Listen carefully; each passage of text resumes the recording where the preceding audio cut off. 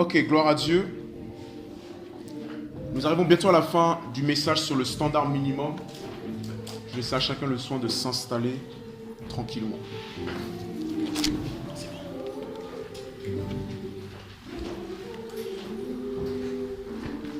Alors, on va aller dans Matthieu chapitre 7, verset 6. Je ne vais pas perdre du temps à répéter ce qui avait été dit la semaine dernière. J'invite chacun à réécouter les audios si ça n'a pas été fait, si ça a été fait de le faire encore. Puisque la semaine dernière, on avait été interrompu et on s'était arrêté à Matthieu chapitre 7, verset 6. Toujours dans le même message sur le standard minimum. Et le titre du message aujourd'hui, la sous-partie, c'est des hommes d'intégrité et de sainteté. Des hommes d'intégrité et de sainteté. Quand je dis hommes, les femmes, soyez aussi concernées, c'est hommes avec un grand H, donc des personnes. Et si tu veux écrire dans ton cahier des hommes et des femmes d'intégrité, de sainteté, il n'y a pas de problème. Des hommes d'intégrité et de sainteté, Matthieu chapitre 7, verset 6. Alors, Matthieu chapitre 7, verset 6, ce n'est pas le passage fondamental pour aujourd'hui, mais comme la semaine dernière, je m'étais arrêté là, je vais continuer là-bas. On peut y aller? On peut y aller? Ok. Verset 6, la Bible dit, ne donnez pas ce qui est sain aux chiens et ne jetez pas vos perles devant les pourceaux, de peur qu'ils ne les foulent aux pieds et ne se retournent pour vous déchirer. Alors, ce passage est assez intéressant, même un peu bizarre, parce que quand on regarde Matthieu chapitre 7, à partir du verset 1 jusqu'au verset 11, il n'y a pas trop de rapport entre les différents versets. Alors vous savez que les versets en réalité dans la Bible, ce n'était pas le cas, il n'y avait pas de versets au début. C'est quelqu'un qui a commencé à ajouter des versets pour que ce soit beaucoup plus facile en fait de se retrouver dans la Bible. Mais normalement c'était une lettre ou un écrit, un livre en entier, sans verset. Donc si on prend à partir du verset 1, c'est assez intéressant de voir que Jésus en fait est en train d'enseigner beaucoup de choses et tu peux presque te demander si est-ce qu'il y a un rapport entre ce qu'il dit. Puisqu'il dit au verset 1, ne jugez pas afin de ne pas être jugé. C'est des jugements dont on vous jugera c'est du jugement dont vous jugez qu'on vous jugera, de la mesure dont vous mesurez qu'on vous mesurera. Pourquoi vois-tu la paille qui est dans l'œil de ton frère et ne remarques-tu pas la poutre qui est dans ton œil?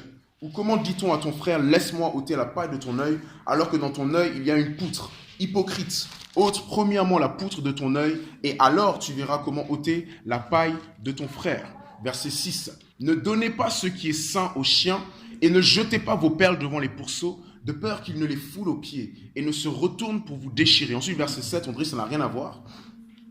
Demandez, et l'on vous donnera. Cherchez et vous trouverez. Frappez et l'on vous ouvrira. Car quiconque demande reçoit. Celui qui cherche trouve, et l'on vous ouvrira à celui qui frappe. Quel homme parmi vous donnera une pierre à son fils s'il lui demande du pain? Ou s'il demande un poisson, lui donnera-t-il un serpent? Si donc vous qui êtes mauvais, vous savez donner de bonnes choses à vos enfants, à combien plus forte raison votre Père qui est dans les cieux en donnera-t-il de bonnes à ceux qui les lui demandent? Alors à première vue, tu as l'impression qu'il n'y a pas de rapport. Sauf qu'il y a un rapport.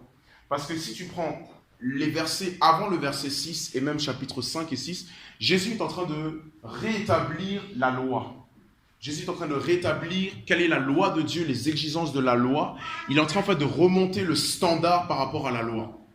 Donc pendant tout ce moment-là, Jésus en fait est en train de leur montrer quels sont les commandements et les attentes de Dieu. Et à partir du moment où il arrive au verset 6, il est en train de dire en gros que il ne faut pas donner ce qui est sain aux chiens, ni jeter nos perles devant les pourceaux. Donc la première question que j'ai à me poser, c'est quoi, qu'est-ce qui est sain et qu'est-ce qui représente les perles?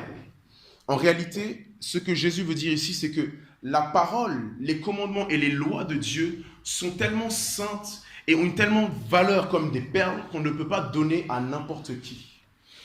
Et donc, en matière de sainteté, il nous faut comprendre que Dieu ne donne pas tout à tout le monde. Dieu donne son amour à tout le monde, mais il ne donne pas tout à tout le monde. Il y a un principe dans le royaume de Dieu, c'est qu'il y a certaines choses qui sont des dons et des grâces, il y a certaines choses qui sont des récompenses. Il y a certaines choses qui sont des dons et des grâces, c'est-à-dire que c'est accessible, c'est donné à tout le monde, car Dieu a tant aimé le monde qu'il a donné son Fils Jésus-Christ, mais il y a d'autres choses qui se méritent. Amen. Le verset 6, Jésus est en train de nous faire comprendre que les perles et les choses saintes dont il parle ne sont pas de la catégorie de la grâce et des dons gratuits, mais c'est dans la catégorie des choses que l'on mérite. C'est la catégorie des choses dont on peut recevoir une fois qu'on arrive à se conformer aux conditions dans lesquelles le Seigneur donne ces choses. Et donc ça crée déjà normalement une certaine mentalité pour l'homme et la femme d'intégrité et de sainteté. Cette personne-là a compris que les choses saintes lui seront données si elle arrive à se positionner et s'ajuster devant Dieu. Quand on a étudié la parabole du semeur, vous avez vu que la parabole du semeur, la parole de Dieu, elle n'était pas comparée à un arbre, elle n'était pas comparée à un fruit, mais elle était comparée à une semence. Pourquoi? Elle était comparée à une semence parce que une semence a le potentiel d'être un fruit ou un arbre, mais seulement sous certaines conditions. Ce que Jésus en fait est en train d'enseigner quand il enseigne la parabole du semeur, c'est qu'il dit que la semence que je vous donne, c'est-à-dire ma parole, elle ne pourra porter son fruit que sous certaines conditions. Et donc automatiquement je comprends que lorsque Dieu parle, l'homme doit répondre en remplissant toutes les conditions qu'il faut pour que cette parole puisse s'accomplir. Et donc dans cette parole, le verset 6, on comprend que ce que Dieu a donné, c'est dans l'ordre des conditions. Il faut que la personne qui reçoit les choses saintes, la personne qui reçoit les perles, ne soit pas un chien ni un pourceau. Voilà pourquoi une chose que j'ai écrite, c'est que certaines personnes ne sont pas des brebis du Seigneur, mais ce sont des chiens et des pourceaux. C'est-à-dire que dans le troupeau de Dieu, il n'y a pas que des brebis.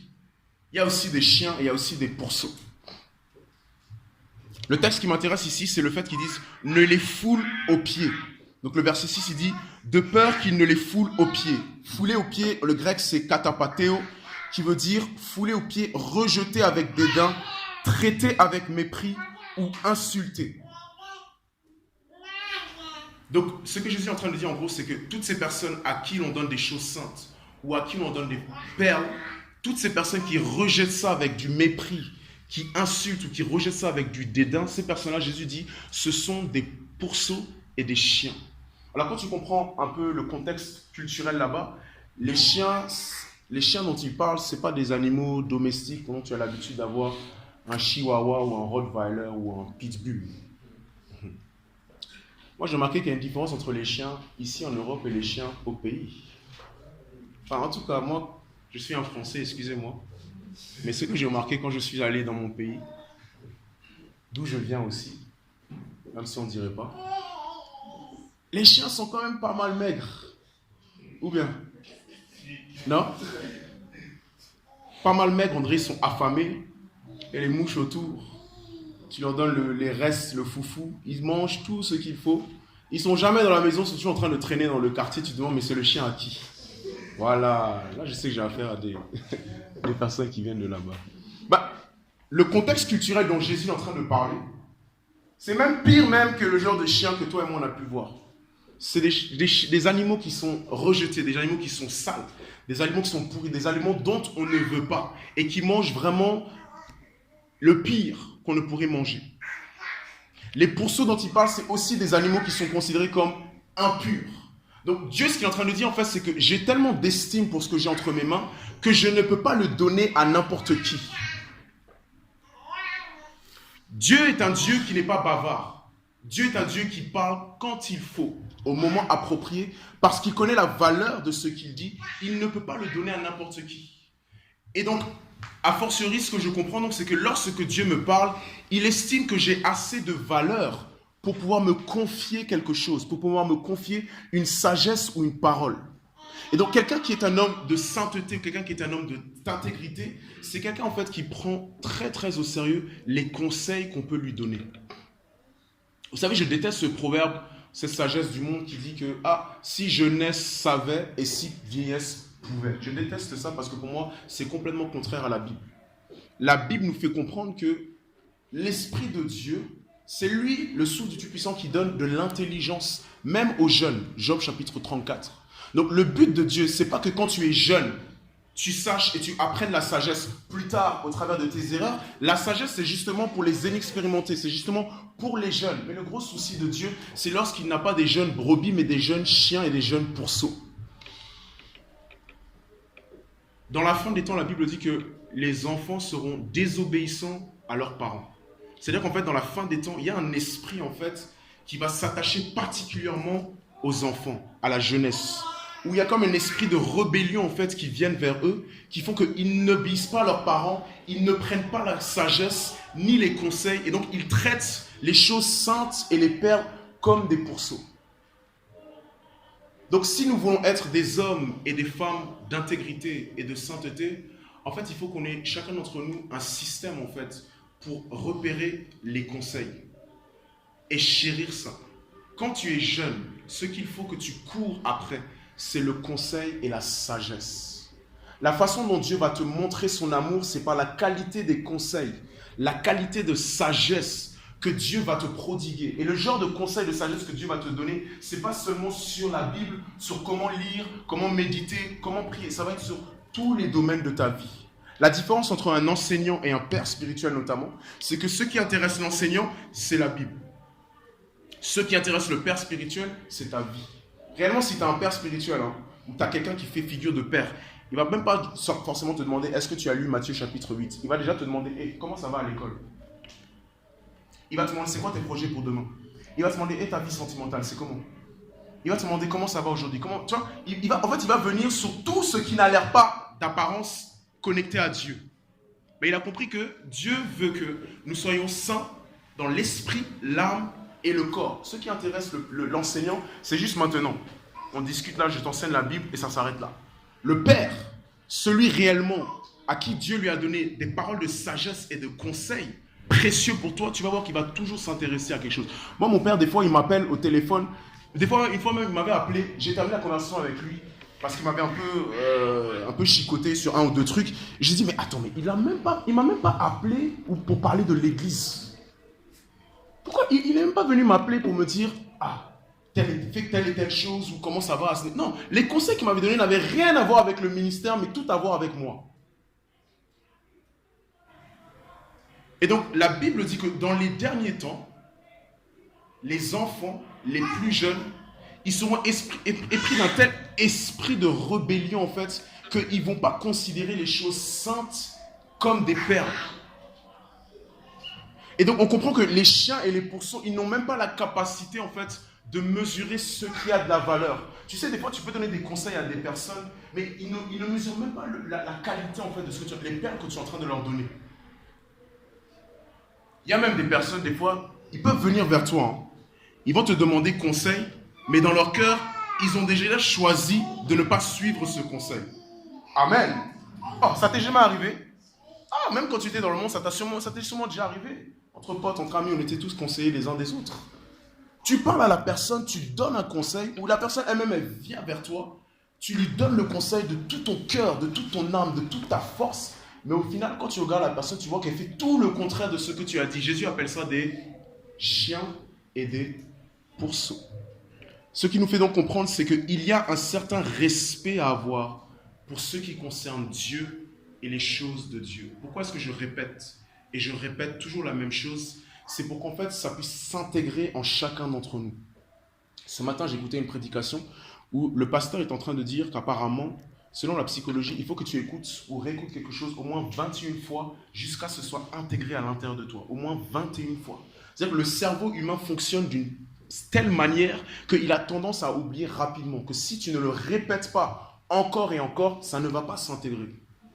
Parce qu'au sortir de cette série, normalement, il faut qu'il y ait des actions concrètes. Quand on parle du standard minimum, il faut qu'il y ait certaines actions concrètes, il faut qu'il y ait une certaine posture vis-à-vis de Dieu et des choses saintes. Il faut que demain, en fait, au sortir de cette série, la façon dont, par exemple, on conçoit le culte, la façon dont on se réunit, la façon dont tu sers dans la maison de Dieu, la façon dont tu regardes ta Bible, les enseignements que tu reçois, ça doit arriver à un haut niveau de conscience et de respect.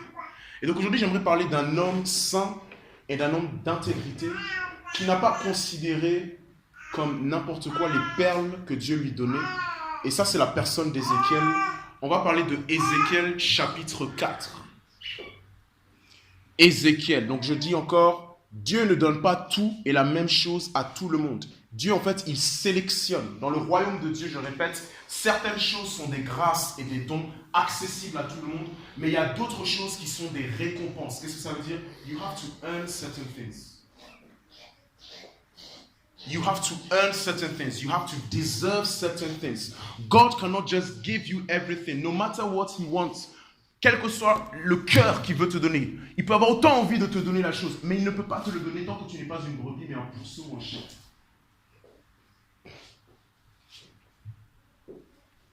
Ézéchiel chapitre 4. Ah, je bénis le Seigneur d'avoir l'occasion de prêcher sur ce passage. Il est trop bien.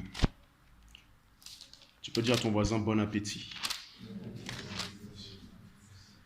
Ézéchiel chapitre 4, verset 8. There are some standards and we must adjust to the standards. Et voici que je mettrai des cordes sur toi, afin que tu ne puisses pas te tourner d'un côté sur l'autre, jusqu'à ce que tu aies accompli les jours de ton siège. Verset 9. Et toi, Ézéchiel, prends du froment, de l'orge, des fèves, des lentilles, du millet et de l'épeautre, mets-les dans un seul récipient, et fais-en ton pain autant de jours que tu seras couché sur le côté, et tu en mangeras pendant 390 jours. La nourriture, tu la mangeras en te rationnant, 20 cycles par jour. C'est ce que tu mangeras pendant tout ce temps-là. Tu boiras l'eau avec mesure, 1/6 de 1. C'est ce que tu boiras pendant tout ce temps. Tu mangeras du gâteau d'orge et tu le feras cuire sur des excréments humains et sous leurs yeux. Alors si tu ne sais pas ce que ça veut dire excrément, c'est la version polissée même, pour dire ce que nous faisons tous pour évacuer nos selles. On a compris? Verset 13. Et l'Éternel dit, c'est ainsi que les Israélites mangeront leur pain impur. Leur pain impur, parmi les nations vers lesquelles je les chasserai. Je dis, ah Seigneur éternel, j'ai évité toute impureté. Je n'ai pas mangé d'une bête morte ou déchirée depuis ma jeunesse jusqu'à présent. Et aucune chair impropre n'est entrée dans ma bouche.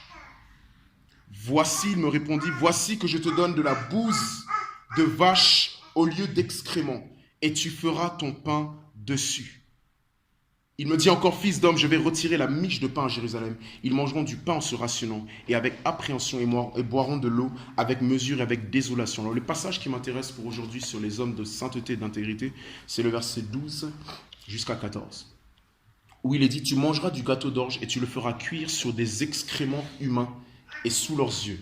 Il n'y a rien de plus choquant que de lire quelque chose comme ça. Et l'Éternel dit, c'est ainsi que les Israélites mangeront leur pain impur parmi les nations vers lesquelles je les chasserai. Je dis, ah Seigneur éternel, j'ai évité toute impureté. Je n'ai pas mangé d'une bête morte ou déchirée depuis ma jeunesse jusqu'à présent, et aucune chair impropre n'est entrée dans ma bouche. Lorsque je regarde ce passage, je comprends que Ézéchiel, il est le prototype même, il est l'exemple par excellence d'un homme intègre et un homme de sainteté. Lorsque je regarde la réaction d'Ézéchiel vis-à-vis de ce que Dieu lui a demandé de faire, à savoir mélanger plusieurs ingrédients avec des excréments humains pour le manger, je comprends que Ézéchiel est un homme de sainteté et d'intégrité. Il faut comprendre une chose, rien ne choque Dieu. Si Dieu veut faire passer un message, tout se justifie. On le voit dans la parole, il a déjà demandé des choses assez choquantes au prophète. Il a demandé à Osée d'épouser une prostituée et il a commandé à Osée d'appeler ses enfants selon ce qui allait arriver à Israël. Il a demandé à Ésaïe, le prophète, de marcher dans la ville pendant 3 ans tout nu. Donc Dieu a déjà demandé des choses choquantes. Que ce soit à Osée, que ce soit à Ésaïe, 3 ans tout nu, marcher, pour montrer encore une fois la honte qui allait venir sur Israël. Et là, la même chose, Dieu est en train de montrer à Ézéchiel que le peuple d'Israël va commencer à se nourrir de choses impures. J'aimerais que tu leur annonces ce qui va arriver. Prends plusieurs ingrédients, mélange ça avec des excréments humains et mange-le, il le dit au verset 12, en leur présence. C'est-à-dire que tu ne fais pas ça chez toi, tu fais ça devant tout le monde. Tu prends des excréments, tu prends des ingrédients, tu mélanges ça et tu manges ça pour que les enfants d'Israël te regardent et voient ce que tu manges. Maintenant, regarde la réaction d'Ézéchiel au chapitre 14. Ézéchiel dit, ah Seigneur éternel, verset 14, voici mon âme n'a point été souillée depuis ma jeunesse jusqu'à présent. Il faut déjà que je revienne en arrière pour qu'on puisse comprendre déjà au niveau de la parole de Dieu que ce que Dieu demande à Ézéchiel, c'est quelque chose qui est interdit par la loi. Ce que Dieu demande à Ézéchiel, c'est quelque chose en fait qui est impur aux yeux de la loi. C'est pas seulement dégueulasse, c'est dégueulasse de manger ça. Mais en plus de cela, c'est impur aux yeux de la loi. La Bible dit dans Deutéronome chapitre 14, verset 21, « Tu donneras à l'étranger qui sera dans tes portes, afin qu'il la mange, ou tu la vendras à un étranger, car tu es un peuple saint pour l'Éternel ton Dieu. » Donc il y a plein de passages comme ça, je les partagerai après, de toute façon le slide sera donné à la fin de la semaine, où vous allez voir en fait que Dieu donne une liste de choses à manger et à ne pas manger. Et là, Dieu vient devant Ézéchiel et lui dit, « Mange ce qui est violation de la loi. » Est-ce que c'est compris au niveau du contexte? Mange ce qui est violation de la loi. Mange ce que normalement tu ne devrais pas manger au regard de la loi. Qu'est-ce que tu veux que je mange, Dieu? Des excréments humains. Je veux que tu cuises tes ingrédients avec cela pour vraiment signifier l'impureté. Et en fait, ce qui montre que Ézéchiel est vraiment un homme de sainteté et d'intégrité, c'est que beaucoup d'entre nous, on serait sûrement dégoûtés, ou on refuserait, pas forcément pour des raisons spirituelles, mais avant tout pour des raisons d'ordre biologique, hygiénique ou de santé. Ça répulse, c'est pas mon goût. Mais Ézéchiel n'est pas en train de dire à Dieu, Dieu, c'est dégueulasse ce que tu demandes. Il est en train de dire à Dieu, Dieu, je ne peux pas manger, pas parce que c'est pas bon, mais parce que ce n'est pas bon aux yeux de la loi. Dieu est en train de dire, Ézéchiel est en train de montrer à Dieu en fait que mon problème, Seigneur, mon problème c'est, je veux bien manger ça. Je veux bien mélanger ça et le mettre dans ma bouche. Il n'y a pas de problème parce que mes préférences, mes goûts, j'ai mis ça de côté. Mon problème en fait, c'est que ça va me souiller, ça va souiller mon âme, mon regard, ma posture vis-à-vis de la loi. Qu'est-ce que j'en prends par là? Ce que j'essaie de dire par là, c'est que par la réaction d'Ézéchiel, tu vois en fait son haut niveau d'estime et de respect pour la loi de Dieu. Un homme de sainteté et d'intégrité, c'est un homme qui a un haut regard, une haute estime pour la loi de Dieu. Il s'emporte plus de la violation de la loi de Dieu qu'autre chose. J'écris ici que Ézéchiel refuse pour des raisons spirituelles. Ce qui lui importe, c'est son état devant la loi de Dieu. Il est plus concerné par sa santé spirituelle que sa santé physique. Lisez bien le verset 14. Regardez bien la raison qu'il donne à Dieu. Regardez bien la raison qu'il donne à Dieu au verset 14. Il dit, Seigneur éternel, mon âme n'a point été souillée. I just love this passage. I think it's just so powerful. C'est tellement puissant.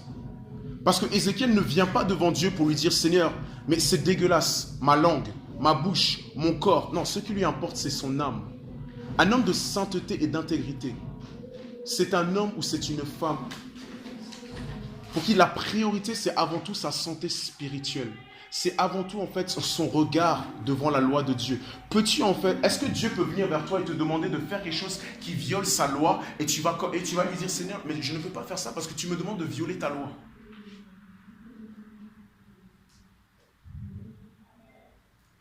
Si nous voulons faire les choses que ces personnes ont fait, il va falloir, en fait, suivre les traces qu'ils ont suivies. Il va falloir, en fait, avoir le même disque dur que ces personnes-là. Il va falloir avoir la même mentalité que ces personnes-là. Quand j'étudie ce passage-là, je suis tellement ébahi et choqué parce que je vois en fait que la raison que Ézéchiel a donnée à Dieu, elle n'est même pas d'ordre biologique, elle n'est même pas au niveau de sa santé, c'est même pas au niveau de ses goûts. La preuve, Dieu lui dit, ok, comme tu ne veux pas manger avec des excréments humains, il lui dit, je vais te donner des excréments de bœuf, verset 15. Il répondit, voici que je te donne de la bouse de vache au lieu d'excréments humains et tu feras ton pain dessus. Wow. Voilà pourquoi je dis bon appétit.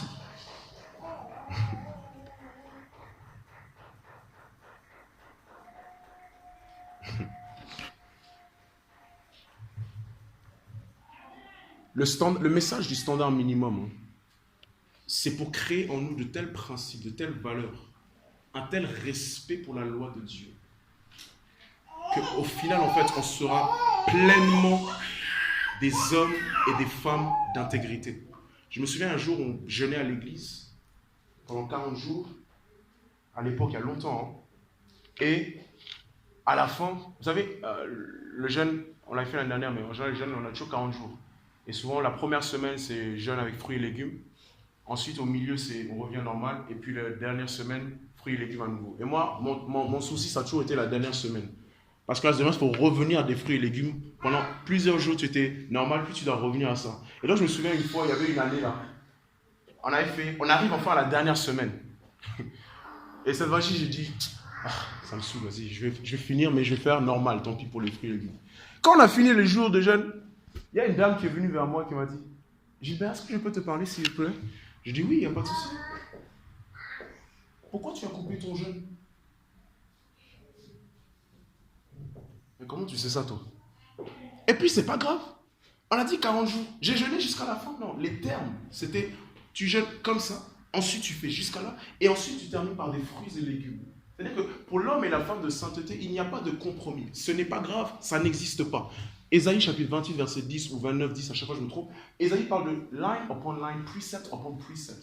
Ligne par ligne, précepte par précepte. Et là, chaque mot, je pèse chaque mot, chaque instruction, chaque chose qu'il demande. Regarde bien la nourriture, comment il a façonné la nourriture à Ézéchiel.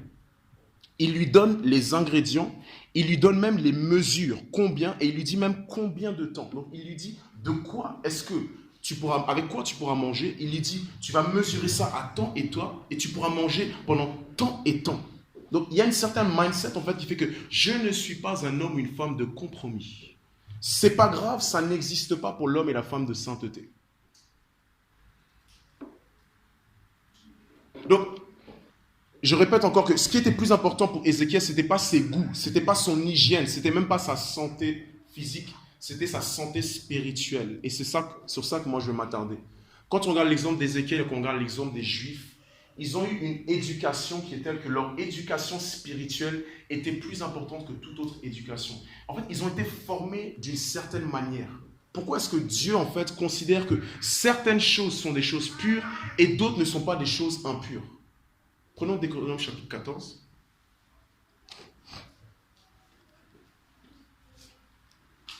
Deutéronome chapitre 14.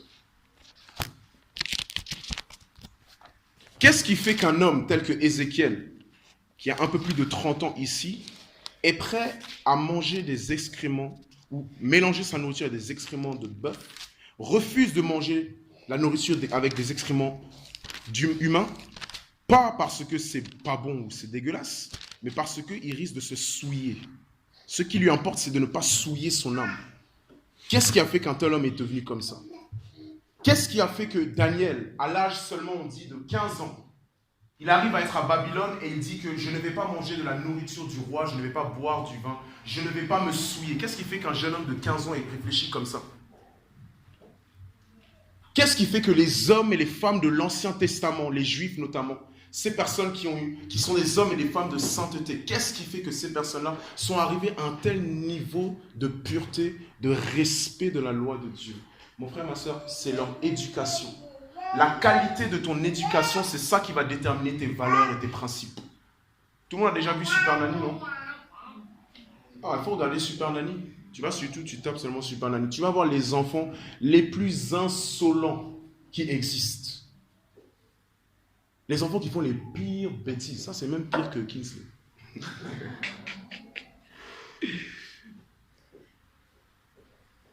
Il y a un problème dans l'éducation. À cause de l'éducation, le rendu n'est pas bon. Et de la même manière qu'il y a une éducation physique, il y a une éducation intellectuelle, il y a aussi une éducation spirituelle. Dans le troupeau de Dieu, dans la bergerie du Seigneur, il n'y a pas que des brebis, il y a aussi des pourceaux, il y a aussi des chiens, il y a aussi des enfants qui sont mal élevés.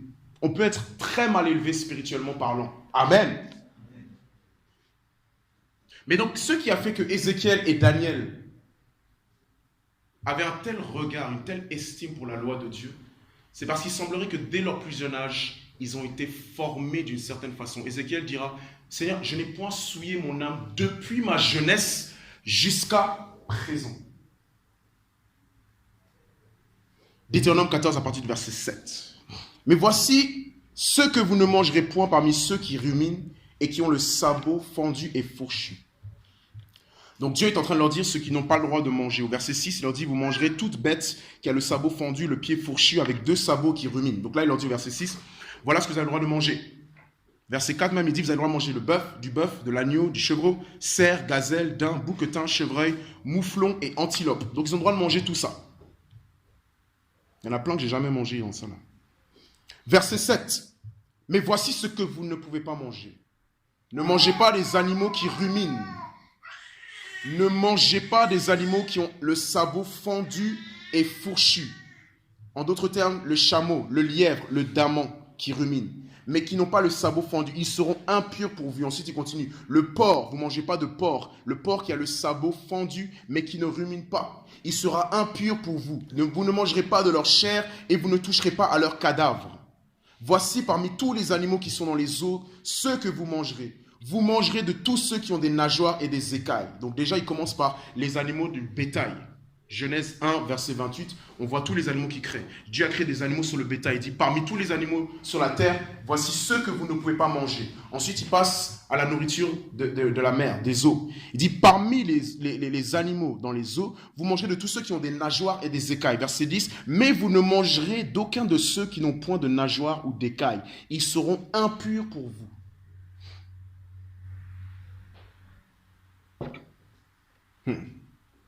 What is the problem avec un animal des eaux qui n'a pas de nageoire et qui n'a pas d'écailles? Qu'est-ce qui fait que c'est impur?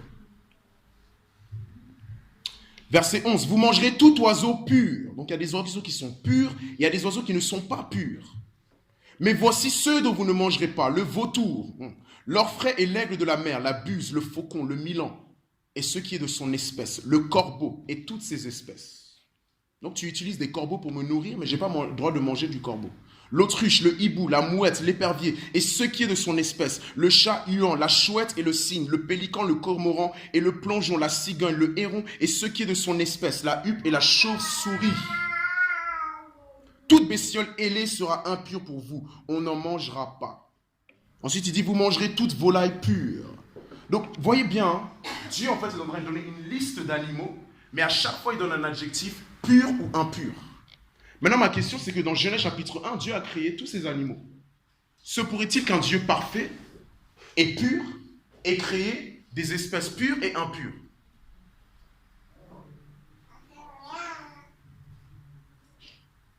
Qu'est-ce qui fait que un animal dans l'eau, sans nageoire ni écaille, est considéré comme impur? Le reste, Dieu dit c'est pur, alors que c'est venu de la même main. Or, si Dieu pur crée quelque chose qui vient de lui d'impur, Dieu n'est pas pur. Parce que tout ce qui est pur, tout ce qui émane d'une chose pure est aussi pur. Tout ce qui émane de la personne de Dieu, je l'avais déjà dit, a pour standard la personne même de Dieu. Voilà pourquoi nous sommes créés à son image et à sa ressemblance. Nous avons pour standard la personne même de Dieu. Si Dieu est amour, ce qui provient de lui doit avoir pour standard l'amour qui est Dieu. Si Dieu est saint, ce qui provient de Dieu doit avoir pour standard Dieu. Donc notre standard, nos attributs, notre caractère ont pour référence la personne même de Dieu. Mais il semblerait que les oiseaux qui émanent de Dieu, certains animaux des bétails qui émanent de Dieu, sont déclarés comme impurs. Est-ce que le problème c'est la source? C'est pas la source. Donc premièrement, on ne peut pas penser qu'ils sont considérés impurs parce que Dieu les a créés impurs, c'est faux. Deuxième théorie qui pourrait venir, c'est que, ah oui, depuis la chute, comme il y a eu la chute, il y a eu le péché qui est entré dans le monde, la chute et le péché a aussi atteint la création. Donc il est possible qu'il y a certains animaux, certains poissons qui sont aussi considérés comme impurs parce qu'ils ont été infectés et contaminés. Qui est pour cette théorie-là? Non? Ah, oui. Fraise? Oui. Bon, qui est pour la première théorie que Dieu a créé des animaux purs et impurs? Non? T'as dit? Non? Qui est pour la théorie que, à cause du péché, certains animaux sont devenus purs et d'autres sont devenus impurs? Ok.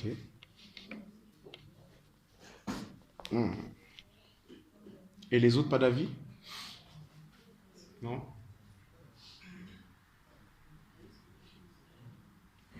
Je te laisse 30 secondes pour réfléchir à ton voisin.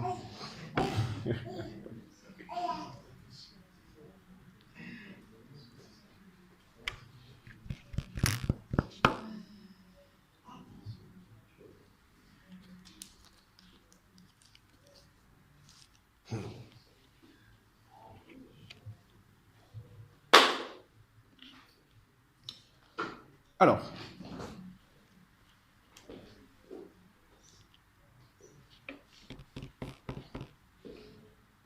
Il dit au verset 7, « Mais voici ce que vous ne mangerez point parmi ceux qui rémunent et qui ont le sabot fendu et fourchu. Ils seront impurs pour vous. » Donc il donne la liste, ensuite il dit, « Ils seront impurs pour vous. » Ensuite il dit au verset 10, « Mais vous ne mangerez point d'aucun de ceux qui n'ont point de nageoire ou d'écailles. » Ensuite il dit pareil, « Ils seront impurs pour vous. » D'autres versions disent même, « Regardez ou considérez cela comme impur. » Ce n'est même pas la deuxième théorie, parce que la Bible ne le dit pas. Si la Bible ne dit pas une chose, il ne faut pas faire dire à Dieu ce que Dieu n'a pas dit. Et l'apôtre Paul dira de toute façon plus tard, que rien n'est pur, rien n'est impur. Tout est sanctifié par la prière et par des actions de grâce.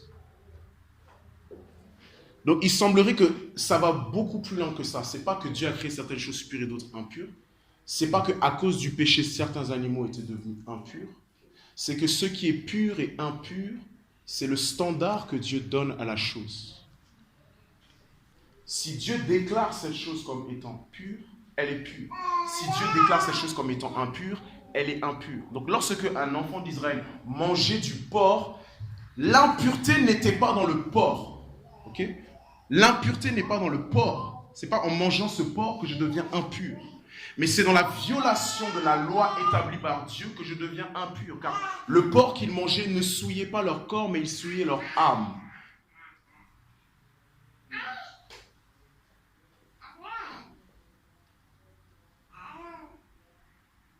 D'accord? Donc, les enfants d'Israël, sous l'ancienne alliance, ils mangent du porc. C'est impur. C'est pas impur comme si la constitution du porc va m'infecter, me contaminer, mais c'est impur parce que je viole la loi. L'homme et la femme de sainteté et d'intégrité, c'est une personne en fait qui respecte la loi à un tel niveau que ce que Dieu dit devient loi. Ce que Dieu n'ordonne pas, ça devient illégal. Le standard en fait que Dieu dit, c'est ça. C'est pour ça qu'en fait il faut comprendre une chose. Qu'est-ce qui fait que quelque chose est pur et impur? C'est la parole de Dieu. Dieu dira ensuite à Pierre, il y aura un rêve, à un moment donné, Pierre a un rêve, et Dieu lui dit de manger justement certains de ces animaux qui ne sont pas purs. Et Pierre dit, mais Seigneur, je ne me suis jamais souillé depuis mon enfance. La même chose, Pierre aussi. Je ne me suis jamais souillé depuis mon enfance, parce que tous les Juifs jeunes, ceux qui étaient sérieux, Dieu faisaient tout, ils arrangeaient leur vie d'une manière à ne jamais se souiller. Et Dieu dit quelque chose à Pierre, il lui dit, ne déclare pas, ne considère pas ce que je déclare pur comme étant impur. Tu es pur à partir du moment où Dieu l'a dit. Tu es saint à partir du moment où Dieu l'a dit. L'homme et la femme de sainteté et d'intégrité, c'est quelqu'un qui a compris que ce ne sont pas les animaux ni les oiseaux qui sont impurs. Ce n'est pas dans le fait de manger ces choses-là que je suis impur. C'est dans le fait de violer ma loi, ta loi plutôt. Ils ont compris que ce n'est pas dans la matière, ils ont compris que ce n'est pas dans la chose. Ils ont compris que ce n'est pas dans la chose créée, mais que c'est dans la chose spirituelle. C'est leur âme qui est plus important pour eux. Et important de réaliser que c'est comme ça en fait que Dieu a formé les enfants d'Israël. J'ai parlé d'éducation. Quelle est ton éducation spirituelle? Quels sont tes standards, tes principes et ton intégrité? Moi, je vais vous dire une chose. Parce que j'ai dit que cette série, j'ai vraiment envie de parler comme un pasteur berger, parce que ça me tient à cœur. À votre avis, à quel moment est-ce que moi, personnellement, je suis plus concerné par ton caractère, ta vie? Est-ce que c'est quand tu es ici à l'église, où il y a crème, on est entre nous, ou est-ce que c'est pas plutôt dehors? Parce que dès que tu es dehors avec tes amis, ou tu es dehors avec d'autres frères sans Christ, ou que tu es dehors sur les réseaux virtuels, dès qu'on te voit te comporter d'une certaine manière, au moins dans la famille de l'église, on se dit c'est qui son père? C'est-à-dire que quand tu vois un enfant mal élevé, la première chose dont tu te dis, c'est pas la faute même de l'enfant, déjà, c'est qui est-ce qui lui a inculqué en fait cette éducation? C'est-à-dire qu'il y a une éducation spirituelle. Et tous les enfants de Dieu n'ont pas forcément la même éducation spirituelle. Ça peut être pour plusieurs raisons. Ça peut être en raison de l'enseignant ou des personnes qui leur ont inculqué certains standards, certaines valeurs. Parfois, c'est aussi les enfants qui deviennent eux-mêmes des rebelles. Mais la qualité de ton éducation fait de toi un homme ou une femme d'un certain standard, d'un certain rang et de certains principes. Pourquoi est-ce que Ézéchiel et Daniel notamment, ils avaient un tel regard pour la loi de Dieu que Ézéchiel disait je ne veux pas manger avec des excréments humains, pas parce que c'est dégueulasse, pas parce que c'est répugnant, mais parce que j'aime trop ta loi Seigneur pour l'enfreindre. C'est à cause de la façon dont ils ont été éduqués. Et moi je sais qu'on a l'habitude souvent de parler de la loi du mauvais côté. Mais la loi de Dieu, la Bible nous fait comprendre dans Galates chapitre 4, versets 1 à 2, que c'était un pédagogue. Allons là-bas, Galates chapitre 4, versets 1 à 2. Galates chapitre 4, versets 1 à 2.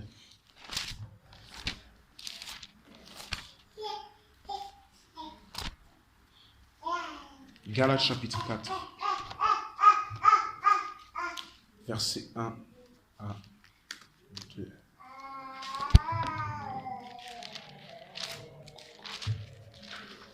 Ok.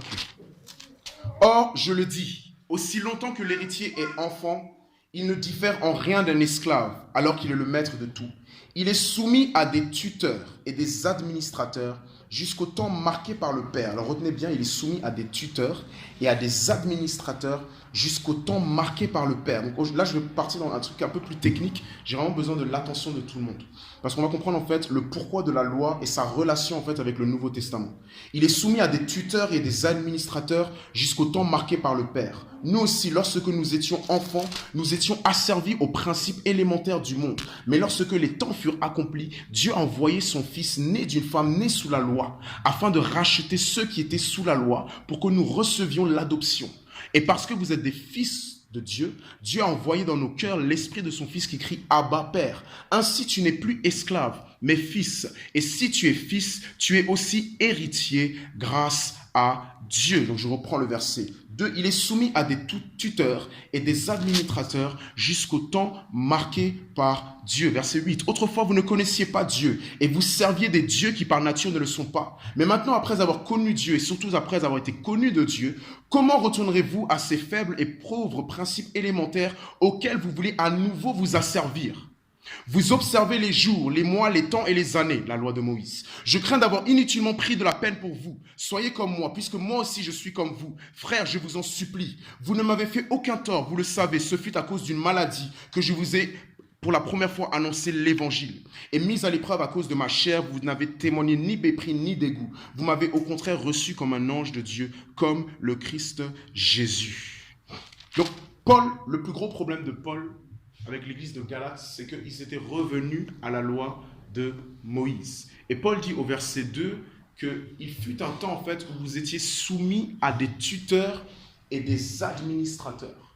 Donc Paul ici est en train d'utiliser l'exemple en fait de tuteurs et d'administrateurs sous l'Empire romain, où les personnes très riches, ils embauchaient un tuteur ou un administrateur, quelqu'un en fait qui devait s'occuper de l'éducation de son enfant. D'accord ? Donc, les personnes riches, ils n'avaient pas le temps, ils avaient l'argent, en fait, pour embaucher un prof qui n'était pas juste concerné, en fait, par la vie académique de l'enfant, mais il était, en fait, impliqué dans sa vie sous toutes ses formes. Sa vie spirituelle, sa vie morale, sa vie sociale, ses principes, ses valeurs, sa façon d'être et de faire, pour qu'à la fin de l'éducation, cet enfant soit fait. Ensuite, il y avait des administrateurs. Les administrateurs, c'était des personnes en fait, qui étaient embauchées pour gérer les biens de la maison. Donc, jusqu'au temps où cet enfant allait arriver à l'âge de la majorité ou l'âge adulte. Donc, ce que Paul est en train de dire, en fait, c'est que vous, là, chrétiens, mais en réalité même Israël, est en train de dire qu'il est sous le temps de la loi, en fait. Vous étiez sous des tuteurs et des administrateurs. C'est-à-dire, au moment où vous alliez arriver un temps de majorité ou un temps où vous allez être adulte, autonome et mature, il y avait des tuteurs et des administrateurs qui vous préparaient. Ces tuteurs, ces administrateurs, c'était la loi de Moïse. Donc Dieu a envoyé la loi en fait pour former quelque chose dans les enfants d'Israël. J'ai appelé ça la pédagogie de la loi. C'est-à-dire que la loi en fait, elle a formé, elle a servi de pédagogue, d'enseignant, pour en fait enseigner à Israël certains traits et certains standards que Dieu voulait. La loi de Dieu, j'écris, est en réalité pédagogue. Elle devient une formation où Dieu enseigne depuis ma jeunesse Je ne me suis point souillé. Pourquoi? Parce que la loi de Dieu, la loi de Moïse, avec toutes ses exigences, a créé un certain caractère. Elle les a formés à la crainte de Dieu. Et aujourd'hui, j'aimerais parler à la génération de la grâce, puisque nous sommes sous la grâce. L'un des cœurs du message d'aujourd'hui, c'est de nous faire comprendre que tu sois sous la loi ou sous la grâce, si tu ne fais pas attention, ça va t'infliger en fait une certaine éducation, bonne ou mauvaise des deux côtés.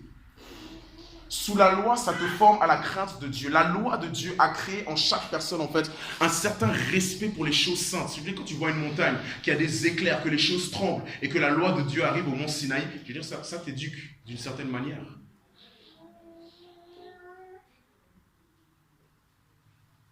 Israël a toujours été formé et éduqué par la loi à avoir une certaine estime de Dieu, des choses saintes et sacrées. Pourquoi est-ce que Dieu dit qu'il y a certains animaux que vous pouvez manger et d'autres que vous ne pouvez pas manger? Ce n'est pas parce que ces animaux sont impurs, c'est parce que je veux vous former et vous enseigner par ma loi. La loi de Dieu, avec toutes ses exigences, en fait, elle a enseigné à Ézéchiel à avoir un certain regard pour ce que Dieu dit. Ça a créé de l'intérieur, en fait, une telle estime, une telle valeur. Ou quel est le degré en fait de notre éducation spirituelle?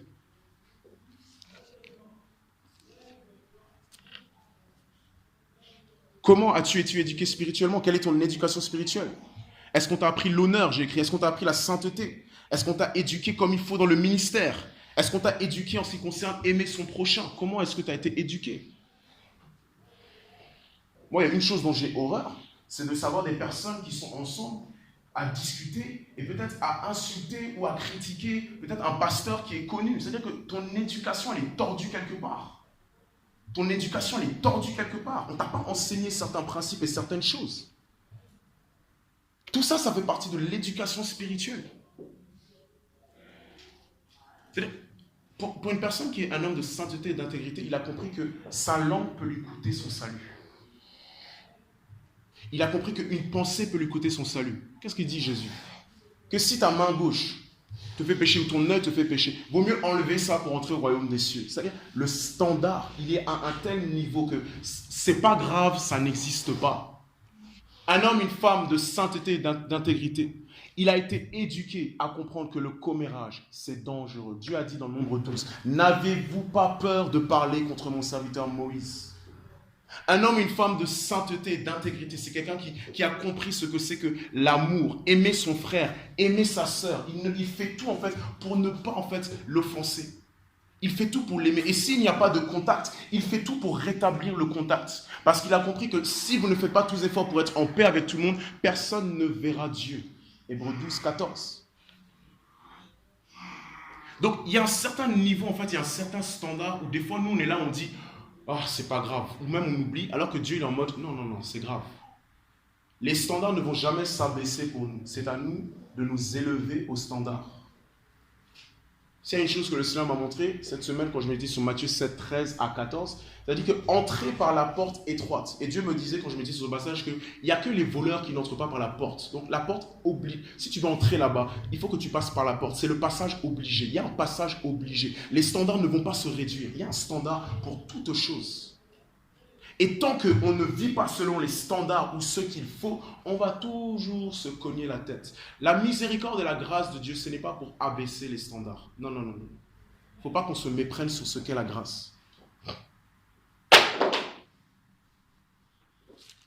Il est où mon tableau?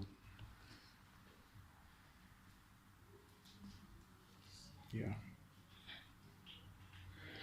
Alors ici, j'écris quelque chose d'assez important et prophétique. La génération de la grâce a besoin d'être enseignée et formée à la crainte de l'Éternel et les choses saintes. Prenez le livre de Romains.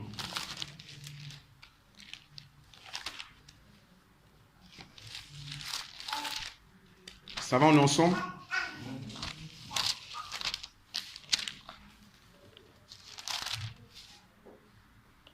Alors, Romains chapitre 6. Si vous prenez le verset 21, il est dit de la sorte, donc le verset d'avant, Romains 5, 21, donc le verset qui suit juste avant le Romains 6, 1. Il dit au verset 21, de la sorte, comme le péché a régné avec la mort, ainsi la grâce règne par la justice pour la vie éternelle par Jésus-Christ notre Seigneur. Donc il dit que la grâce règne. Maintenant la grâce, elle règne. On est la génération de la grâce. On bénéficie de la grâce de Dieu. On n'est plus sous la loi. L'une des vertus de la grâce, c'est la liberté. Maintenant, le verset 1, qu'est-ce qu'il dit Paul? Il dit, maintenant que vous n'êtes plus sous la loi, maintenant il n'y a plus de je peux manger ça, je ne peux pas manger ça. Maintenant, il n'y a plus de c'est le jour du sabbat que vous devez arrêter de travailler. Maintenant, il n'y a plus toutes ces ordonnances. Il dit, que dirons-nous donc? Demeurions-nous dans le péché afin que la grâce abonde? Certes non. Donc là, c'est le problème. I'm talking about something important. Education. The law can educate you. La loi peut t'éduquer. Il y a une certaine éducation qui venait sous la loi quand ils étaient sous la loi. Mais maintenant que nous sommes sous la grâce, si on ne fait pas attention, qu'on n'est pas bien éduqué sous la grâce, on va se méprendre avec la grâce et penser que liberté égale liberté de péché. Puisque maintenant, le Dieu de l'Ancien Testament avec sa loi fait que lorsque un enfant est désobéissant à ses parents, on n'a pas besoin de prendre une pierre et le lapider. Puisque maintenant nous sommes sauvés par la grâce, tout ce qu'on a à faire c'est de venir devant Dieu, confesser nos péchés, il va nous pardonner. Ah, donc la liberté, je comprends, c'est de faire ce que je veux, quand je veux. De toute façon, le sang du Christ, il va me laver. Donc la génération de la grâce a besoin d'être éduquée et formée dans la crainte de l'Éternel. On a besoin d'enseigner à la génération de la grâce la sainteté. L'enseignant, la loi, l'a très bien fait. La loi a très bien enseigné, préparé les gens à la sainteté. Mais ceux qui sont sous la grâce, puisqu'il semblerait que Dieu est moins dur et moins strict et moins discipline et que tout va, il ne se passe rien, il n'y a pas de conséquences, ces personnes-là en fait ont besoin en fait de comprendre c'est quoi la crainte de l'Éternel et la sainteté. Et voilà pourquoi Dieu en fait a frappé Ananias et Saphira pour leur dire que vous êtes une génération de la grâce. Mais le Dieu de l'Ancien Testament et du Nouveau Testament demeure le même. La grâce de Dieu, ce n'est pas pour abaisser ses standards. La grâce de Dieu, c'est pour pouvoir vivre selon ses standards. Très important, la grâce de Dieu, ce n'est pas pour rabaisser ses standards. Il m'a dit, la porte étroite, il faut entrer par la porte étroite. Il me dit, il n'y a que les voleurs qui n'entrent pas par la porte. Donc si tu veux entrer légitimement, tu dois entrer par la porte étroite. Le grec pour narrow, c'est tlibo, qui veut dire difficile, pleine de souffrance et d'affliction. C'est cette porte-là qui mène à la vie. Donc il y a certains passages qui sont obligés. Dieu n'est pas dans les raccourcis. Voilà pourquoi tu ne peux pas venir, par exemple, si tu es dans un désert, il n'y a rien de plus bête que de dire « Seigneur, sors-moi de ce désert, fais grâce s'il te plaît ». Non. Il y a des grâces où il t'empêche d'entrer dans certaines choses. Il y a des grâces où il est avec toi dans la fournaise. Il y a des grâces où il est avec toi pour endurer. Mais il y a des grâces où il n'enlève pas. Quand la Bible dit que His mercies are renewed every morning, ses miséricordes sont renouvelées chaque matin. Miséricorde, c'est avec un S. Donc il y a des miséricordes où il ne te met pas dans le feu. Dieu t'a fait grâce, tu ne rentres pas dans le feu. Mais il y a des miséricordes où il te fait entrer, mais il y a la miséricorde de pouvoir endurer. Il y a la grâce de pouvoir endurer. Ce n'est pas la même chose. Et donc la génération de la grâce a besoin de comprendre cela. J'ai opposé la loi et la grâce, et je terminerai sur ça. Il y a un effet positif dans la loi, mais il y a un effet négatif dans la loi. Alors, sous la loi de Moïse, là où Ézéchiel et Daniel étaient, et moi je suis convaincu que si ces personnes, ils étaient tellement parfaits, c'est parce qu'en fait, ils ont, dès leur plus jeune âge, en fait, la loi de Dieu, en fait, les avait déjà en fait formés. Tu sais, quand tu vois une montagne, et il y a des éclairs qui viennent et tout, mais quand tu vois Dieu dire aux Lévites, prenez vos couteaux, tuez vos frères et sœurs, mais ça te conditionne tout de suite. Ça te conditionne tout de suite. Quand tu vois le Dieu de l'Ancien Testament qui se lève, dès qu'il y a quelqu'un qui pêche ou qui fait quelque chose, il les frappe direct, mais ça te conditionne tout de suite. Comme ma grande sœur dit, le Dieu de l'Ancien Testament me manque. Si le Dieu tel qu'on le lit dans l'Ancien Testament, il faisait la même chose sur le Nouveau Testament, mais on ne serait plus dans cette salle, il n'y aurait plus personne. Il y aurait beaucoup moins de cultes.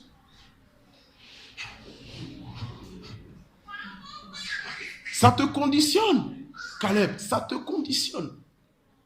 Donc l'effet positif de la loi, numéro 1, la loi de Dieu sous l'Ancien Testament, ça crée un haut regard, un haut respect, une certaine estime. Et donc nous, en fait, quand je parle de l'effet positif de la loi, il va falloir qu'on comprenne en fait que nous, il faut qu'on prenne en fait tous les éléments des effets positifs de la loi sans être sous la loi. Donc la loi déjà, sous l'Ancien Testament, ça crée un haut regard, un haut respect, une haute estime. Numéro 2, ça crée une plus grande conscience de la crainte de Dieu et de ses jugements. On a plus conscience des conséquences de transgresser et violer la loi de Dieu. Tu te ranges davantage. Le c'est pas grave. Le c'est pas grave, ça pose problème. Est-ce qu'on est ensemble? Tout ça, c'est pas pour faire de la théorie, c'est pour que nous puissions, dans nos cœurs, être vraiment changés. Troisième chose, la loi de Dieu, ça restreint à faire du mal. Donc, sous l'Ancien Testament, en fait, Dieu est en train de leur enseigner tout ça. Il était en train de les éduquer à la sainteté. Il était en train de les éduquer, en fait, à la pureté. Pour Ézéchiel, lorsque Dieu lui dit, tu prends ça, tu le mélanges ainsi, et tu le manges, tu manges pendant tant et tant de temps. À ce moment-là, tu t'arrêtes, ce n'était pas de la rigolade. Parce qu'il a été conditionné d'une certaine manière. La grâce, le souci de la grâce, si on ne fait pas attention, c'est que ça peut te conditionner à l'envers. Voilà pourquoi Paul il dit, Romains chapitre 6, verset 1, que dirons-nous, demeurions-nous donc dans le péché afin que la grâce abonde? Paul est en train de dire, maintenant que vous avez la liberté, maintenant que c'est la grâce qui règne, que ce n'est plus la loi, on peut faire ce qu'on veut, on peut pécher. Paul dit, non, le but de la grâce, l'école de la grâce, ça n'a pas pour but de pécher. Donc l'effet positif, l'effet négatif de la loi par contre, c'est que non seulement la loi, déjà numéro 1, elle ne te sauve pas et elle ne purifie pas ta conscience. La loi que Dieu a instituée, la loi de Moïse, ne sauve pas, ne purifie pas. Numéro 2, et ça c'est important, l'effet négatif de la loi, un autre effet négatif, c'est qu'il y a une focalisation excessive sur le châtiment. La loi, en fait, l'un des effets négatifs de la loi, c'est que ça crée de la peur dans les enfants d'Israël. Ils avaient peur de se rapprocher de Dieu. La grâce, son effet positif, c'est que ça te donne de la confiance pour te rapprocher de Dieu. Donc si vous regardez les enfants d'Israël, notamment dans le désert, lorsque Moïse il allait dans le désert, vers la montagne, à un moment donné, il dit aux enfants d'Israël, hey, allons. Ils disent, non, toi Moïse, toi-même va dealer avec Dieu, toi-même va gérer avec Dieu. Nous, on t'attend là et tu nous diras ce qu'il t'a dit. C'est-à-dire que ça, c'est la grâce, c'est le produit de la loi. Ça, c'est le produit de la loi. Ça crée en fait une certaine peur. Donc, 3, justement, la loi, ça génère la peur et ça dissuade le fait de se rapprocher de Dieu. L'un des effets négatifs de la loi de Moïse, c'est que ça crée de la peur, en fait. Et ça ne donnait pas envie de se rapprocher de Dieu parce qu'on a peur, justement, de se faire châtier. Toi et moi, aujourd'hui, je ne sais pas, mais je ne pense pas que tu es tous les jours obsédé par « Est-ce que Dieu va me châtier? Est-ce que Dieu va me frapper? Oh, moi, j'ai fait tel et tel péché. Oh, moi, j'ai eu une mauvaise pensée. Le Seigneur va me mettre en enfer. Oh non, on va me lapider. Dès que je vais venir, tous les enfants, ils vont me lapider. » Non. Ça, c'est par contre, c'était sous la loi. Ça, c'était sous la loi.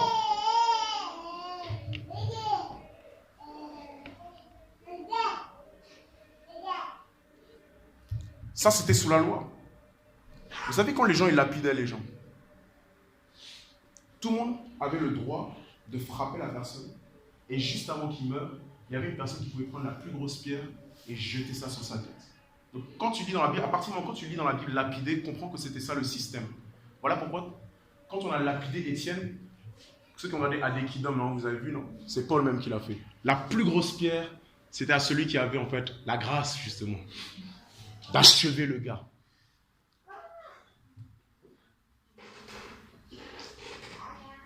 Ça, c'est la loi. Donc, ça te conditionne. Sous la grâce, gloire à Dieu, à chaque fois que tu fais une bêtise, que tu mens, que tu voles, gloire à Dieu qu'il n'y a pas des pierres. Parce que de toute façon, parfois on ne s'aime pas entre nous. Toi-même, tu sais que, Seigneur, si tu donnes cette pierre à ce frère ou à cette sœur là dans l'église qui me dit, ça, Béni, ça craint. J'aurais plus de cerveau là. Allez.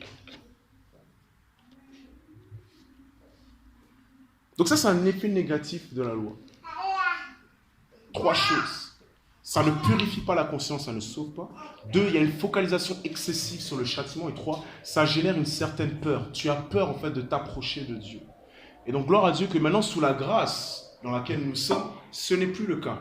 Effet positif numéro 1 de la grâce, ça apporte le salut et une relation restaurée avec Dieu. La base de ta relation avec Dieu, elle est relationnelle et non pas légaliste. Voilà pourquoi Malgré le fait que j'ai coupé mon jeûne à la fin et que la fin, je me suis dit, bon allez, c'est pas grave, j'ai négligé. Dieu n'a pas coupé notre relation, Dieu ne m'a pas lapidé. Parce que la base de notre relation, c'est le relationnel. C'est sur la grâce. Numéro 2, la grâce, ça te libère de la culpabilité et de règles excessives de la loi. Tout enfant de Dieu, la génération de la grâce, les enfants de la promesse, doivent comprendre que nous sommes libres. Galates 5.1, vous avez été appelés à la liberté. Avec Dieu, il y a une certaine liberté. Ce n'est pas biblique, ce n'est pas de Dieu que de se sentir coupable, ou oppressé ou opprimé. La grâce, elle est faite pour te libérer. Même face au péché, même quand je n'ai pas été là où il faut par rapport au standard, je dois me sentir libre de demander pardon et de revenir vers lui. Voilà pourquoi numéro 3, la grâce, ça produit de l'assurance et ça permet de s'approcher de Dieu. La grâce, ça produit de l'assurance et ça permet de s'approcher de Dieu. La grâce, ça produit de l'assurance et ça permet de s'approcher de Dieu. Moi, je dis toujours qu'il n'y a que dans le christianisme que certains chants peuvent se chanter. Si vous regardez aujourd'hui, vous allez voir qu'il y a beaucoup de chants. Le thème, c'est la liberté, c'est la délivrance, c'est l'individu qui est émancipé, c'est l'individu qui vient vers son Père, c'est l'individu qui est heureux. Ça, c'est l'éducation, en fait, ce que fait la grâce. Ça éduque et ça forme les gens à être libres. Quand tu viens dans la maison de Dieu, que tu ne te sens pas libre, mais que tu te sens bridé, c'est un problème. Dans l'Ancien Testament, quand Dieu est entré dans la pièce, tout le monde s'éloignait. Dans le Nouveau Testament, lorsque Dieu est entré dans la pièce, tout le monde allait vers lui. Parce que ça te conditionne. Ça te fait mesurer en fait l'amour de Dieu et le sacrifice de son Fils. Donc pour terminer, je vais terminer maintenant sur les effets négatifs de la loi. Parce que c'est là où on a besoin en fait d'être éduqué à la sainteté. Éduqué à la grâce. Le problème de la grâce en fait, si on ne fait pas attention, dans l'éducation de la grâce, si on ne fait pas attention, c'est que ça peut amener en fait à abuser de la liberté. Combien de fois est-ce que tu as péché et on dirait qu'il n'y a rien eu, il n'y a pas eu de conséquences. Tout était comme d'habitude. Si tu ne fais pas attention, en fait, l'absence de punition ou l'impunité, Ecclésiaste 8.7, en fait, ça fait prospérer le mal. S'il n'y a pas de l'ordre ou de la discipline et qu'on a l'impression qu'on peut faire ce qu'on veut, qu'il y a une certaine liberté, où Dieu ne va pas frapper, Dieu a vu, mais bon, c'est pas grave, il n'y a pas de conséquences, ça, en fait, ça te dérègle. Ça te dérègle. Réfléchis seulement, il y a certaines bêtises. Il y a des bêtises que j'ai fait dans le passé. J'ai fait ma bêtise le soir d'avant. Je suis arrivé le lendemain à l'église. Il ne s'est rien passé. J'étais derrière mon piano tranquille. L'onction coule. Les gens, hey, waouh. Si tu ne fais pas attention, ça va te conditionner en fait d'une manière. Tu vas être mal éduqué à la grâce, à la sainteté, aux choses saintes de Dieu. 2, ça peut donner un semblant d'impunité et créer un certain laxisme. Parce qu'on a l'impression que Dieu ne frappe plus, parce que le sang du Christ a fait ce qu'il a fait pour nous, on est pardonné, il n'y a plus de péché, etc., etc. Faisons ce qu'on veut.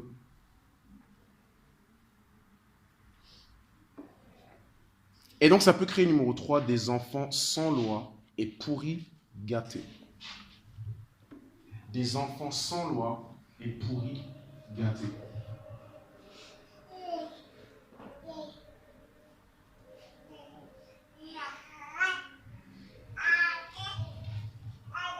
Il y a toute une éducation spirituelle à avoir. Ézéchiel, il était comme il était parce qu'en fait, la loi lui a servi de pédagogue. La loi, en fait, l'a enseigné, l'a formé. Quand, par exemple, tu viens donner ton offrande, dans l'Ancien Testament, ils ne rigolaient pas avec leurs offrandes. Mais nous, quand on vient avec nos offrandes, avec quoi est-ce qu'on vient? Avec quel état d'esprit? Est-ce qu'on peut venir avec quelques centimes avec Dieu? Est-ce qu'on peut venir même avec une offrande alors qu'on a un truc contre notre frère et notre soeur? Ça fait 2 semaines, dans notre cellule, on me lit Matthieu 5, et à chaque fois, je tombe sur le passage qui dit « Si tu as quelque chose contre ton frère et ta soeur, ne donne pas ton offrande. » Ça fait 2 semaines, ça brûle dans mon cœur de venir comme ça et dire « Bon, donnons nos offrandes. Mais si tu as un truc contre ton frère et ta soeur, assis-toi seulement. » Dieu lui-même, je sais que je connais le Seigneur. Lui-même va honorer mon obéissance à cette parole. Et même s'il n'y a pas beaucoup, c'est pas grave, lui-même il va pouvoir. Parce qu'on est beaucoup à venir, on met nos offrandes dans la boîte, alors qu'on a quelque chose pour notre frère et notre soeur. It's nonsense.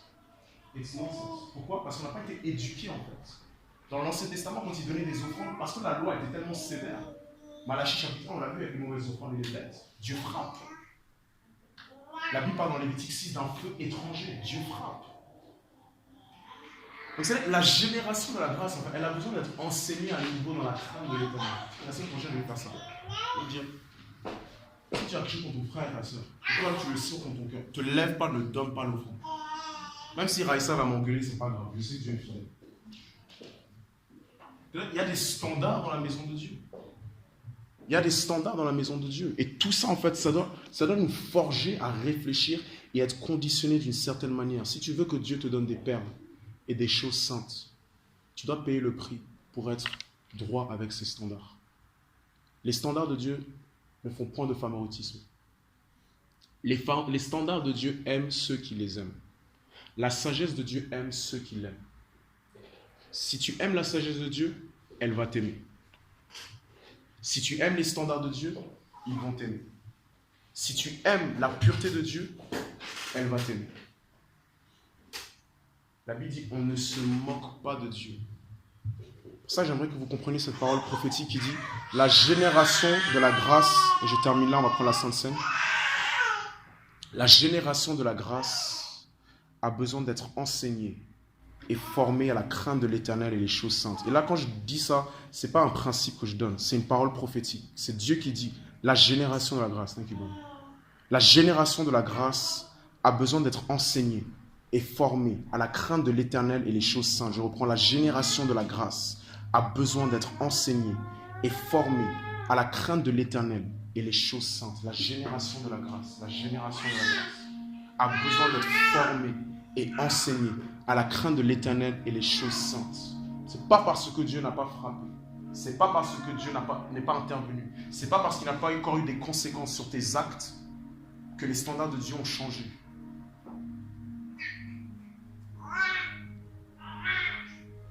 Si Dieu te dit de le servir de tout son cœur, fais-le. Si Dieu te dit, le standard minimum que tu me donnes, c'est ce que tu donnes à ton patron, à ton prof, fais-le. On va demander l'esprit de la crainte de l'Éternel. La génération de la grâce a besoin d'être enseignée et formée à la crainte de l'Éternel et les choses saintes. Si on peut juste se lever.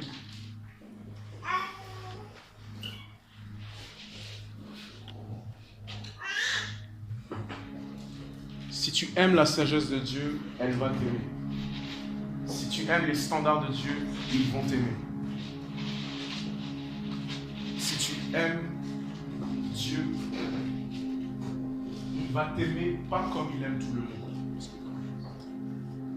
Il y a l'amour de Dieu pour tout le monde, mais il y a un type d'amour dont tout le monde ne bénéficie pas forcément. Dieu ne donne pas ses perles aux pourceaux, il ne donne pas ses choses saintes aux chiens. Dieu a tout pour tout le monde, mais il ne le donne pas à tout le monde. Tu vas élever la voix et tu vas lui demander que par la crainte de l'Éternel, il puisse élever ton standard, tes principes, tes valeurs, ton amour pour sa loi. Imaginez Ézéchiel, il ne voulait pas manger parce qu'il ne voulait pas souiller son âme. Il ne voulait pas souiller son âme. Il ne voulait pas souiller son âme. Dieu dit à Myriam et à Aaron, n'aviez-vous pas peur de parler contre Moïse? Ce verset, je ne l'utilise pas seulement pour parler contre des personnes que Dieu a appelées en tant que lévites, serviteurs, servantes, mais j'utilise ce verset même pour parler contre des frères et sœurs. Parce que les choses saintes, c'est aussi toutes les personnes pour qui Jésus est mort. Ces personnes ont de la valeur. Dans cette église, tu ne peux pas donner ton offrande si tu as quelque chose contre ton frère et ta sœur. Tu dois régler ça d'abord. Tu dois régler ça d'abord dans l'église de Dieu. La génération de la grâce a besoin d'être enseignée et formée à la crainte de l'Éternel et les choses saintes. Ne prenez pas ça comme un principe, celui-ci. Prenez-le comme une parole prophétique. Pray for the spirit of the fear of the Lord. Tu pries pour l'esprit de la crainte de l'Éternel. Ce qui est beau avec la grâce, c'est que maintenant la loi est inscrite dans nos cœurs. Tu dis, mon Seigneur, inscris ta loi dans mon cœur. Inscris ta loi dans mon cœur. Le point commun entre toutes les personnes que Dieu a utilisées, c'est qu'ils avaient un haut regard pour la loi de Dieu. Ce n'est pas qu'ils étaient parfaits, des fois ils péchaient, mais ils aimaient la loi de Dieu et ils détestaient le péché. Et quand ils étaient dans le péché eux-mêmes, ils détestaient ce dans quoi ils étaient tombés. Il n'était pas dans la compromission. Holiness, holiness, that's what you want for me. Holiness, that's what I need. Holiness, holiness, that's what you want for me.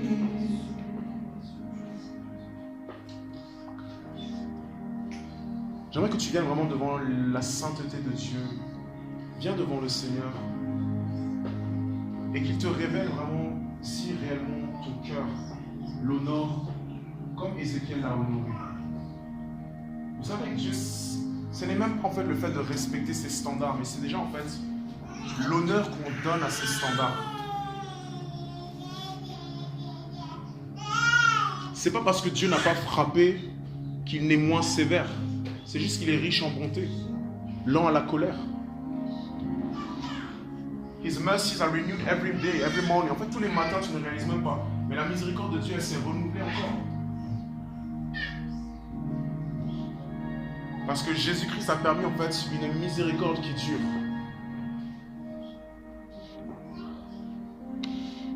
Alors que nous allons prendre la Sainte Seine, j'aimerais qu'on continue à être devant le Seigneur et qu'il puisse purifier nos cœurs.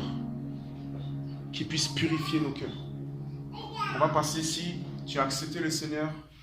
Je ne sais pas si tu es baptisé. Si tu as accepté le Seigneur comme ton Seigneur et Sauveur, tu as part à la Sainte Seine. On va prendre ça tous ensemble. Donc on attend que tout le monde ait sa part. Et toi, tu te mets encore devant le Seigneur. S'il y a un besoin de purification quelque part.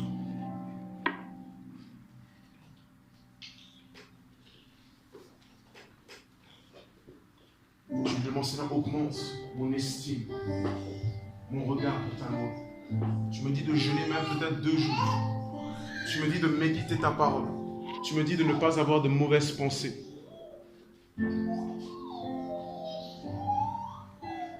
Vous savez, la loi de Dieu, je n'ai pas eu le temps de parler, mais c'est aussi une ombre des choses à venir. C'est une ombre, ça présageait quelque chose.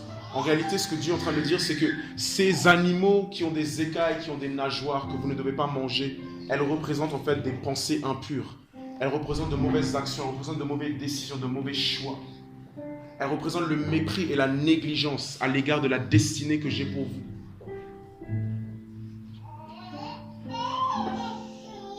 Demande-lui, Seigneur, purifie mon cœur, inscris ta loi dans mon cœur, crée un amour pour ta loi en moi. Il ne peut pas y avoir de compromission avec toi. Tu m'aimes, c'est clair que tu m'aimes, mais tu ne m'aimes pas au point de conformer ou d'ajuster ta parole à ma situation. Il y a des personnes qui refusent Dieu parce que Dieu n'a pas voulu s'adapter à leur situation. Non, tu ne peux pas venir devant Dieu et dire, Seigneur, même tu sais, ma situation elle est particulière. Ça ne peut pas marcher comme ça avec le Seigneur. Tu ne peux pas venir, ouais, mais Dieu, tu sais, moi, c'est particulier. Tu sais ce que je traverse, toi-même, tu devrais comprendre. Normalement, non, tu ne peux pas venir comme ça devant Dieu. Dieu va plutôt te dire, je sais, mais attends, je te montre comment tu vas faire malgré cela. Élevons la voix, prions, demandons le Seigneur qu'il inscrit dans nos cœurs la crainte, le respect, la révérence. Le respect, la révérence. Demande-lui encore. Si on fait toute cette série, si Dieu nous emmène dans ce voyage pour tout cela, c'est pour une raison. C'est parce que la génération de la grâce a besoin d'être enseignée et formée à la crainte de l'Éternel et les choses saintes. La génération de la grâce a besoin d'être enseignée et formée à la crainte de l'Éternel et les choses saintes. La génération de la grâce a besoin d'être enseignée et formée à la crainte de l'Éternel et les choses saintes.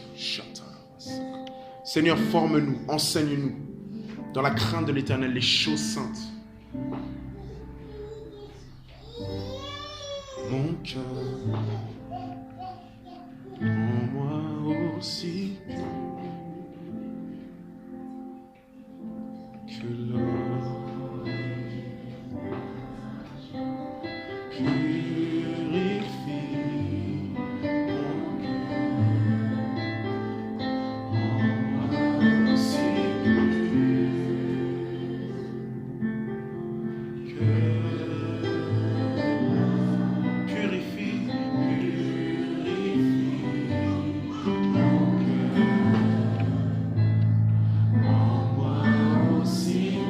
Laisse-le faire défiler ta vie, laisse-le faire défiler tes choix, laisse-le faire défiler tes intentions, tes motivations.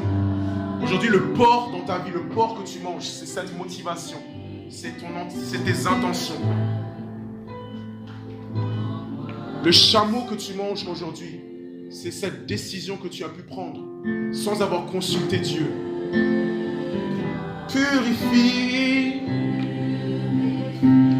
mon cœur, rends-moi aussi pur que l'or et l'argent qui a été éprouvé, Seigneur.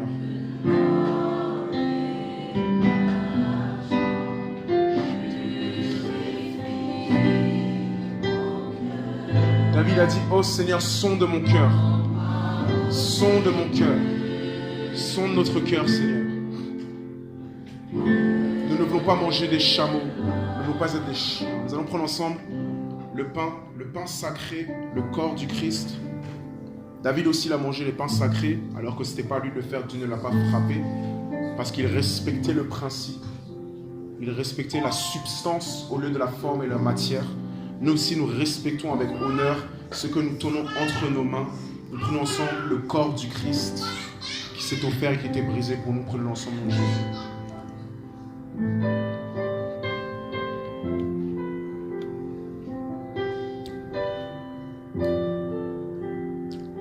Maintenant, nous allons aussi prendre le sang, l'alliance.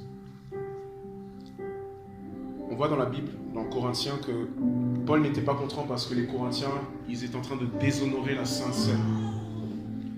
Certains, en fait, ils utilisaient ça pour manger comme pas possible. Certains, ils y allaient même sous. Ils buvaient comme pas possible.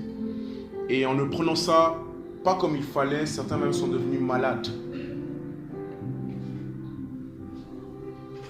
On va prendre ça devant le Seigneur, le sang de l'alliance. Ce que la Bible nous dit dans Hébreux 10, 29, quoi. On ne doit même pas profaner le sang éternel de Jésus-Christ. Nous venons, Seigneur, en révérence, avec tout respect, pour ce sang qui nous a sauvés et purifiés à jamais, qui nous a transportés du royaume des ténèbres au royaume des cieux, qui a fait que nous sommes des enfants de la génération de la grâce. Que ce sang, Père éternel, puisse continuer à nous libérer, à nous façonner pour ressembler à toi, qui puisse guérir de toute maladie au nom de Jésus-Christ, qui puisse guérir, Père, de toute maladie au niveau des pensées, au niveau des intentions, au niveau des cœurs, au niveau des actes, des actions, Père. Seigneur, on t'aime, mais parfois on a du mal à se conformer à tes standards. Merci parce que la grâce nous donne la puissance de se conformer. La loi n'a jamais pu donner cette puissance-là. La loi nous a dit quoi faire, mais elle ne nous a pas permis de le faire. Mais la grâce nous dit quoi faire, mais en plus nous permet de le faire. Je te prie au nom de Jésus-Christ que par honneur pour ton sang, Père, tu puisses accomplir ta parole en nous prononçant le sang du Christ. Père, encore une fois, on veut te dire merci. Nous t'élevons, nous t'honorons. Que ton nom soit exalté, que ton nom soit glorifié et magnifié. Crée et fais de chaque personne ici des hommes et des femmes d'intégrité et de sainteté. Des hommes qui se soucieront plus de la souillure de l'esprit, de la souillure de leur âme, Père. Des hommes et des femmes, Père, qui auront pour plaisir ta loi, tes commandements. Tu l'as dit aujourd'hui, si on aime tes standards nous aimeront. Si on aime ta sagesse nous aimera également, Père. Je te prie, Père, que tu puisses donner cet amour en chacun d'entre nous, au nom puissant de Jésus-Christ. Amen, amen, amen.